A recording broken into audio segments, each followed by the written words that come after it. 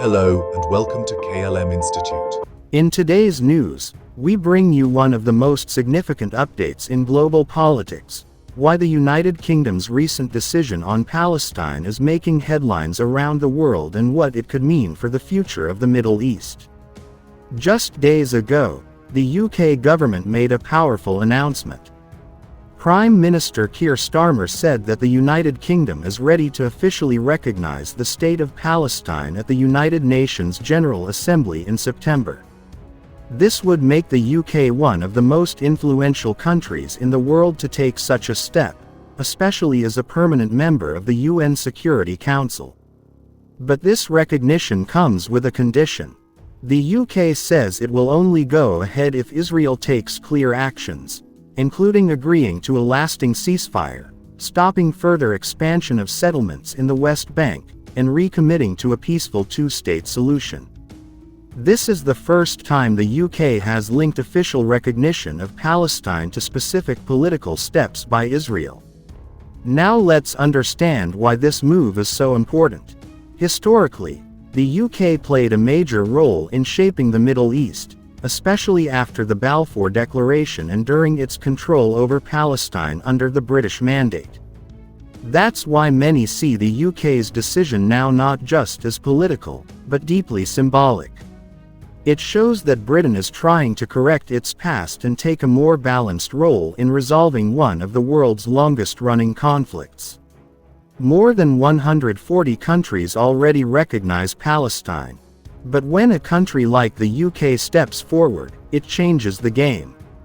It can influence other powerful nations, like Germany, Canada, and even the United States, to reconsider their positions. And when countries of this level act, it sends a strong message to the global community. At the same time, this announcement puts pressure on Israel. By making recognition conditional, the UK is using diplomacy as leverage, pushing Israel to stop attacks on Gaza, allow humanitarian aid, and restart peace talks. The decision also reflects the growing pressure inside Britain. Over 250 members of parliament from different political parties wrote to the Prime Minister demanding recognition of Palestine. There have been massive protests across UK cities and even student-led movements in top universities supporting the Palestinian cause. Arab nations like Egypt, Qatar, and Saudi Arabia have already welcomed the UK's move, calling it a step in the right direction. But not everyone is happy. Critics argue that by setting conditions, the UK is treating Palestinian rights as something negotiable. Others say it gives Israel too much control over the process.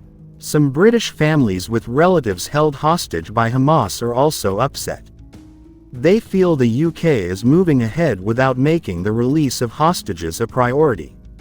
Meanwhile, members of the Jewish community have raised concerns about rising tensions and safety. Apart from recognition, the UK has already taken several steps in recent months. It suspended free trade talks with Israel, imposed sanctions on illegal settlements, and even recalled the Israeli ambassador temporarily.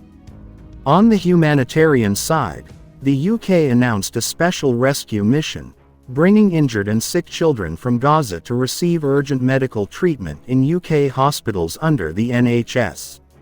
So, what does this all mean? It means the UK is no longer sitting on the fence.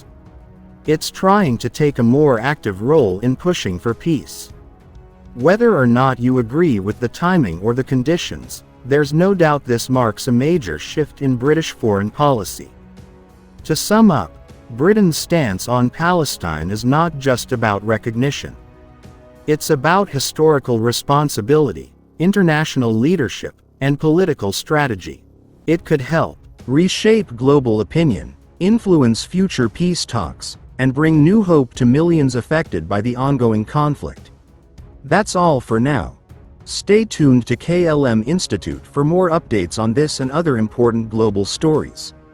Don't forget to like, share, and subscribe for more simplified and in-depth news that matters. Thank you for listening.